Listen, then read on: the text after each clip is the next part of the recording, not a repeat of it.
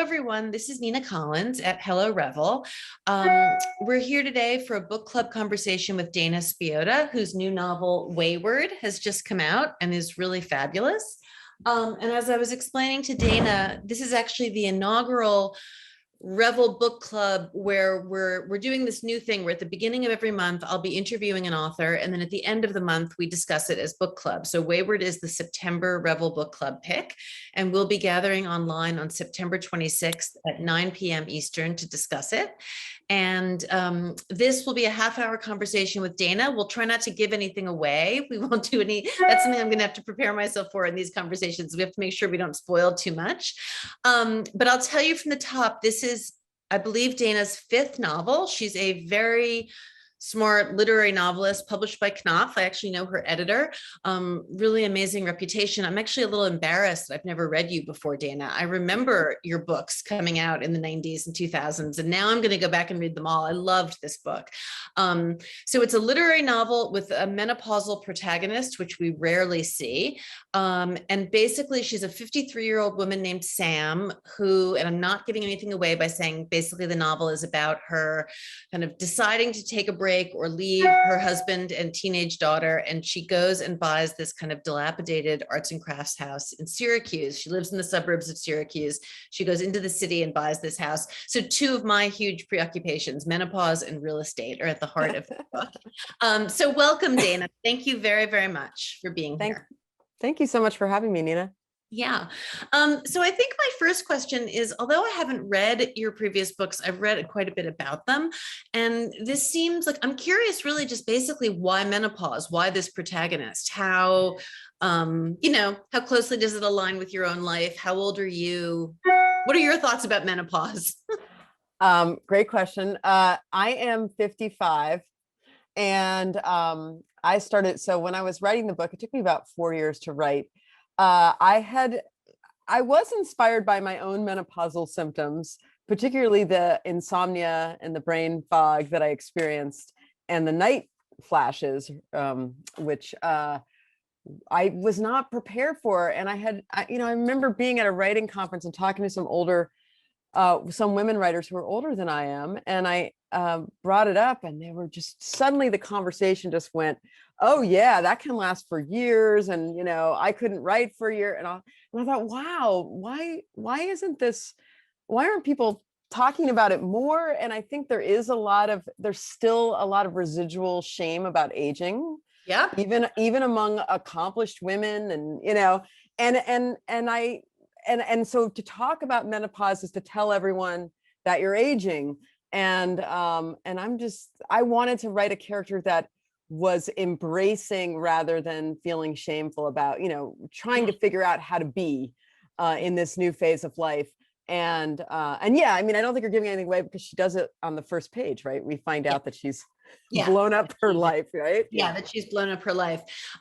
You talk in the book about the that 3 a.m. moment where you're wide awake. And it so spoke to me. It's actually why I created the Wolfert community. So for me, it was the same thing. It was about the sleeping. I was like 46 and I was suddenly like, what is happening to me? I'd always been a great sleeper. And that was really, for me, what started this whole question into kind of menopause and aging. And so then my reaction to it was to start a Facebook group, which was called What Would Virginia Woolf Do? And you, in your book, have this hilarious Facebook group that Sam joins called Hardcore Hags, Harridans, and Harpies, which I thought was so funny. Oh, I'm so glad you like that. Yeah.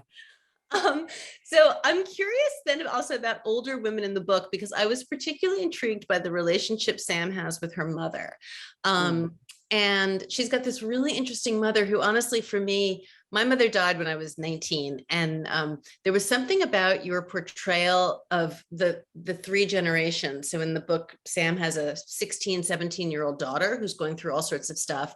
And then she has a mother who's not well, but not really wanting to talk about it. And I thought that was and she lives in this place that for some reason I found kind of magical.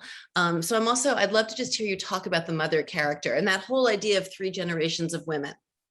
Yeah, I think one of the things about menopause is that, at least in my experience of it, is that it comes at a time when you're losing the older generation. I lost an uncle, my father. I mean, just these, and just when you kind of need to have it together, you're sort of given this physical, Mhm.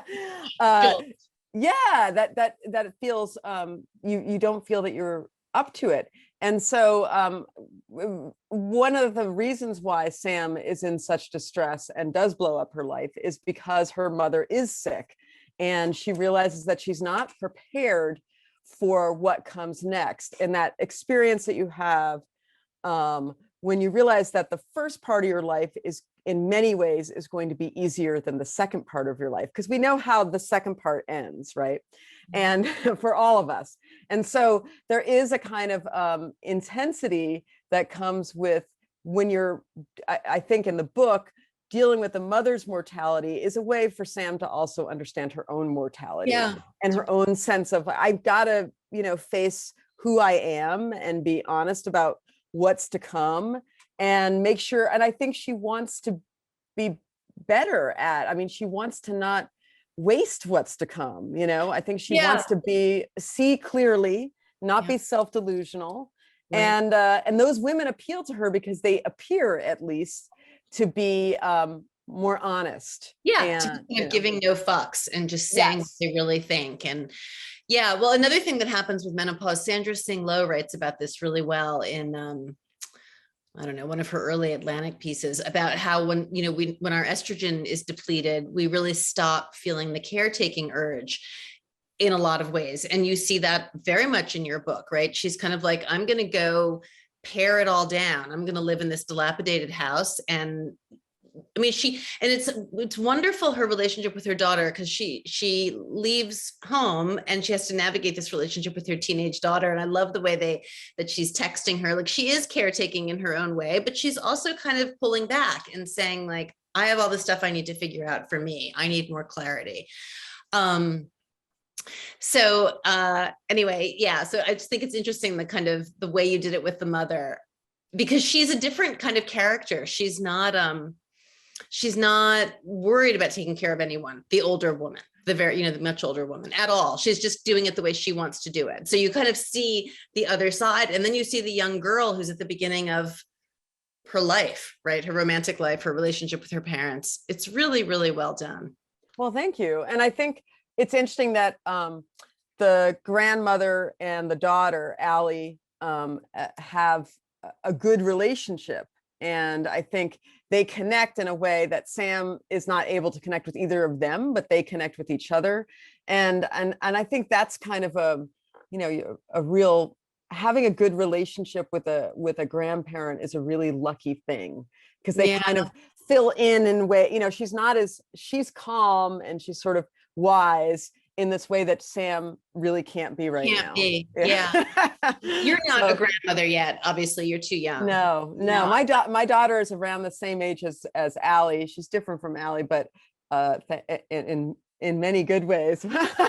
But Allie is, and Allie is I liked Allie. I did too. She's great, and she's going to be great, I guess. She's different. She's really defining herself by being different from her mother in a lot of ways that she's not even aware of. Yeah. And I think that her mother pulling back is actually the best thing for Allie, because Allie needs to make her own mistakes, do her own thing, figure out the world, and figure out who she is when she's not in the orbit of her. Yeah, I think that's mother. a very classic thing, right, with mothers and daughters, particularly around that age between like 18 and 22, the way they kind of push you away. Eventually, I think they probably all do it. What about privilege in the book? Like, you talk about Sam wanting to kind of be a better version of herself in some way, or really figure out who she is. And it does feel like one of the things she's grappling in the book is with privilege, which of course seems kind of timely right now, the whole white privilege idea. So where did that come from for you? Do you think that was personal? Was it more like what's going on in society? All of those things. I mean, I think that to be, it was very important to me when I was writing the book that it take place specifically in 2017, in the year after Trump was elected, because I'm very interested in writing about the culture, the wider culture, through the lens of specific people in a specific place. So it's very much about Sam and her daughter and her mother and this kind of compromised suffragette that we can talk about too, without giving too much away, from the 19th century. But it's also about broader things in the culture too. And it just felt that, and I wrote it before the pandemic, before Biden's election, before George Floyd, all of that. But all of those things were very much in my mind after Trump was elected, was that, and I thought it was interesting that as a white woman who's had a pretty privileged life in a lot of ways, she felt both subjugated by Trump's election as a woman, because it was, as we remember, in a time of high misogyny. Yeah. But she also realized that she was somewhat responsible for the state of things. She's in her 50s, and the world that, the inequity and the racism and the misogyny has been there all along. And maybe she hasn't done enough about it, or engaged in enough, or taken it serious, her role in the world, as seriously as she should. So she's really making a kind of moral inquiry about what her life is for, and what her responsibility is, not just to her daughter, but to the world, all the kids, Yeah, no, it's a great point. I mean, that's one of the things that's really interesting about the book, that it's kind of both satire and really earnest. And there is like a low level feeling, I'd say, of, I don't know, not depression, but wistfulness, of confusion, right? There's a lot of angst going on, but then it's also really very funny. And it's true, the way you talk about, you go into all these other worlds, like there's this funny digression into the world of like fitness. And then of course there's the suffragettes. So it's set in Syracuse, which is the home of, is it Elizabeth Cady Stanton and someone else, of course, a famous Black Harriet Tubman, right? The central New York is, Central New York area. Yeah. So you kind of draw on that. In the book, Sam works at a place called the Clara Loomis Library, which is like a historical, a fictional historical house, but she's a suffragette. And that becomes a whole complicated sub-story. I don't think we want to give too much away, but it's interesting the way you weave all these things, kind of Trump and contemporary politics and racial injustice, which comes up because the house that Sam buys is in kind of a rundown neighborhood. I also, I meant to look it up and I forgot to. Is it a real house? It is based on a real house, which is, I would walk by it. It's about 7 blocks from my house. And it's a beautiful house that's all boarded up. It's actually in much worse shape than the one in the book. I don't think you could live in it anymore. And so I became a little obsessed with it. And I did look up the plans at the Historical Society, and kind of, fell in love with it a bit, as Sam does. And she is very attuned to architecture. And Syracuse is one of those places where you have a lot of beautiful buildings that are empty, like a lot of, kind of Rust Belt type cities, where prosperity was from an earlier time.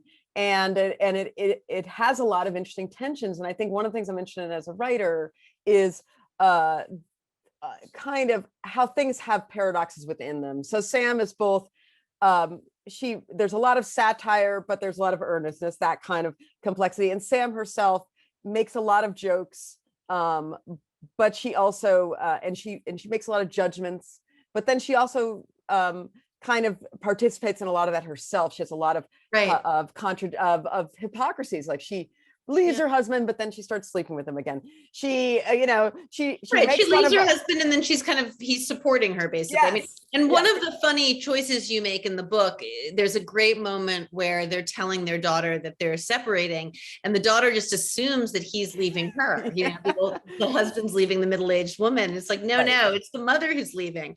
But it's interesting the way you choose to have him be a basically nice, stable guy who just kind of thinks she's going to get over it. So he's kind of this benign figure, but yeah, she is hypocritical. She wants to go off into the city and live on no money, but he's giving her checks. So, and she's critical of the bodybuilders, but at the same time, she's lifting. Oh my God. I actually kept wondering, how fit is she? Like, I was a little jealous of how fit she seemed to be. It was like slightly annoying. So yeah. And she's like making fun of them. So she's a very interesting character, and she's not, people always talk about likable characters. I did like her, but she's kind of on the edge, right? There's nothing simple about her. Yeah. I'm curious. So menopausal protagonists are really rare. And as I was preparing to talk to you, I was thinking, when was the last menopausal? I mean, Rachel Cusk's books I think of when I think of menopausal protagonists.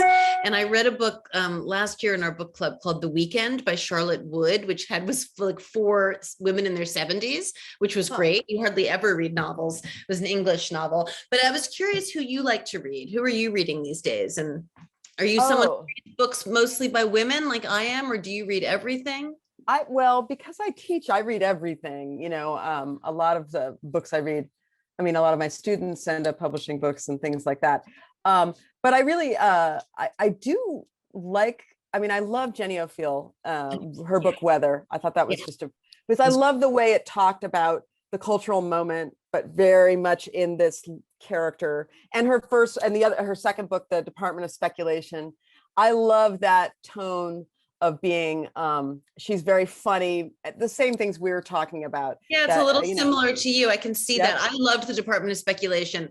Weather was a little too, for me, I know she's a genius. It was like a little too abstract. I don't know, the environmental stuff, I couldn't quite get it, but I love Department of Speculation. Yeah. That's interesting. Who else? Yeah, and I do, I like Rachel Krishner. I think she's really, I love The Mars Room. I thought that was such a great book and so moving and just, and another critique of it. I do like books that talk about the culture as well as the characters. Yeah. No, that makes sense when you say you liked Weather so much. I get it. And I also, from reading about your other books, they sound very, where you're always looking at that intersection of culture. Right. And I do, I was thinking about menopausal protagonists, and you have Virginia Woolf in the name of your group, but Mrs. Dalloway has to be menopausal, right? So of course, the ultimate menopausal heroine. You're right. And then, and I think of Doris Lessing novels, and there's, there is explicitly the menopausal character in The Summer Before the Dark, and she does leave her husband. And I was thinking about that when I was writing. I was thinking about that. Oh, that's interesting. That reminds me of writers like Anita Bruckner also. I used to read a ton of those kind of menopausal English protagonists, Margaret Drabble, when I was young.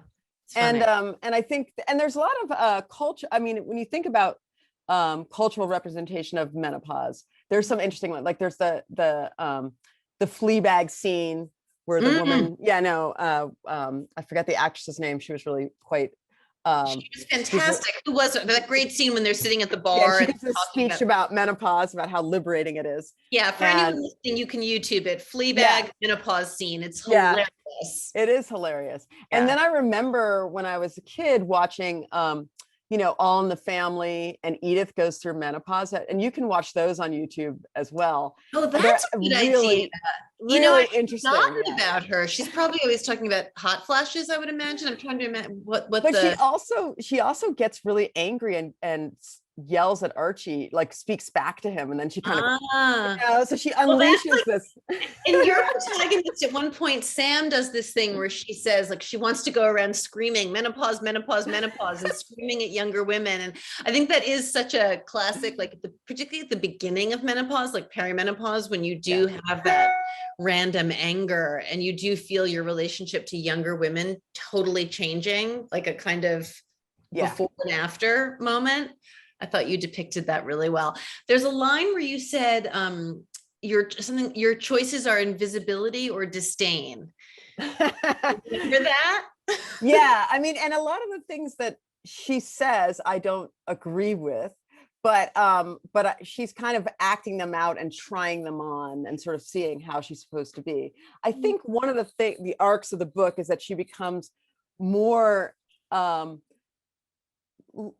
I think she accepts more of who she is becoming and is less harsh on herself by the end. I think she sort of sees herself as stop centering herself. I mean, there's a weird kind of narcissism in her in the first part of the book where she's harshing on herself, but that's kind of like it's sort of totally self-absorbed because like, she doesn't need to. No one's looking at her that much. Like she needs to get over herself a little bit, right?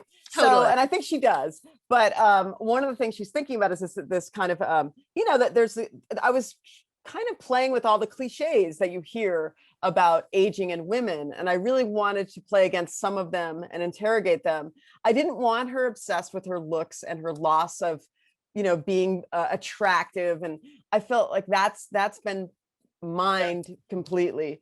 So she hardly even looks in the mirror. She's just not really. She doesn't. She's physically fit. She focuses on her body, but you feel like it's a health. It doesn't feel like silly vanity. And I also really appreciate that you have her.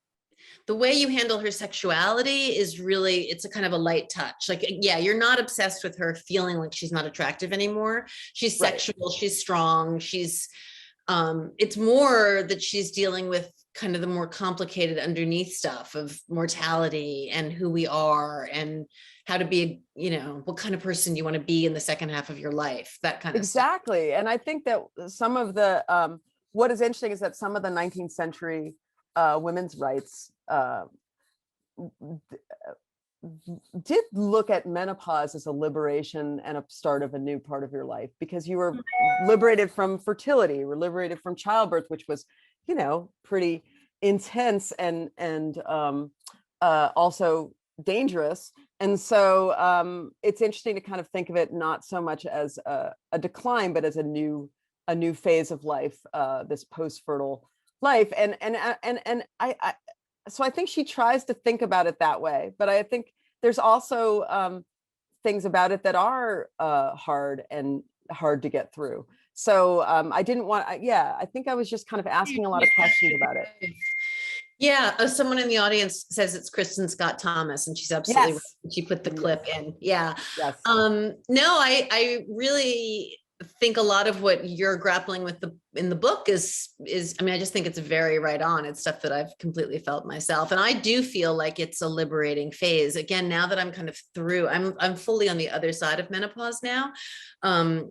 And my kids are out of the house, and I do feel like it's like the most free and exciting time of my life in a lot of ways, which is interesting.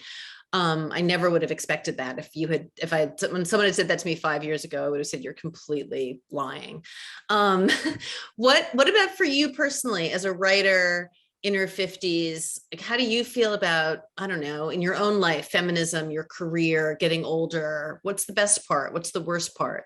Well, I mean, I think that what's so interesting is some of the Me Too stuff comes up in the book in a bunch of different iterations. And I think one of the things that Sam goes through that I can relate to is just sort of thinking there's a lot of work to be done, and I feel that our generation got a lot given to us by second wave feminism.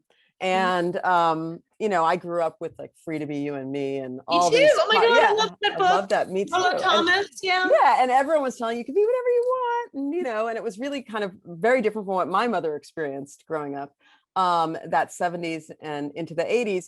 And I turn around and you just sort of realize, and I think this is some humility that you get in middle age too, which I think is leads to wisdom, which is that things still, we need to do more. And when young people, my daughter's generation, are angry that you put up with stuff and you did this, and that partly they're right, and I think that's okay. It's okay to sort of say, oh yeah, and I do like not centering myself. It's okay that I'm not the center of the culture. I like it here on this like little weird marginal place that I can be. And I find that interesting. And I do want to listen to what younger women have to say. I think that's, and older women. And and maybe that's a Generation X kind of thing. I hate those names for all the different generations. I always get confused about what we are. We're X. Yeah, right? I think we're X. And I do think that and I'm very interested in how the culture looks at aging in general. There's a lot of ageism. People are really hostile to older people and older women in particular. And that is something. Although then also that seems to be changing in a certain way, right? There's so much written suddenly about menopause and women's health and femtech. I don't know if it's significantly changing or not yet, but it is. I go back and forth on the kind of the invisibility thing. Like, yes, there's definitely a thing about being a middle-aged woman and not being the center of the culture, which I think a lot of us do kind of like, right? We're not, there's not a lot of unwanted attention and all the rest, and there's freedom. But I feel like, and maybe it's just because I'm now working in this sphere, I feel like there is some shift that women our age, and I sometimes wonder if it's because women in our generation, I've said this a couple times recently, feel like, are we the first generation that feels like we really demand to be heard? Like the way we're talking about menopause and, I don't know, menstruation and, the Me Too movement. I don't know. I feel like we're talking about this stuff a lot more than our mothers did, certainly. So. I agree with you, and I think it's it's important. Yeah. And but it did strike me just how comfortable people feel sometimes with disdaining aged people. I do feel that's still a big problem. Yeah.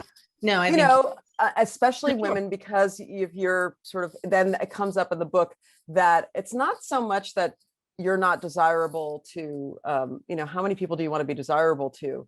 But there is some, in this kind of comes up in the interrogation of misogyny, where, and it's some in women too, right? It's not just in men, where you sort of are kind of put off by the look of an older woman, or you feel entitled to be, not think that, not like the way older women look, in a way that I just don't think happens to men. And it's not the same. It's not treated the same still. And I don't know why that is particularly. And maybe it's because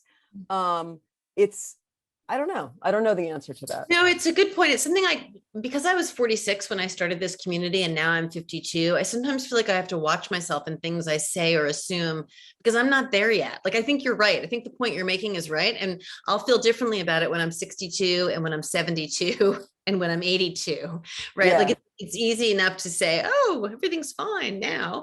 Right. But we're still relatively young. And so whatever ageism we're experiencing now is definitely different from what we'll experience in 20 years. And I guess your mother is still alive? Yeah, she is. And she's in her 80s, and she's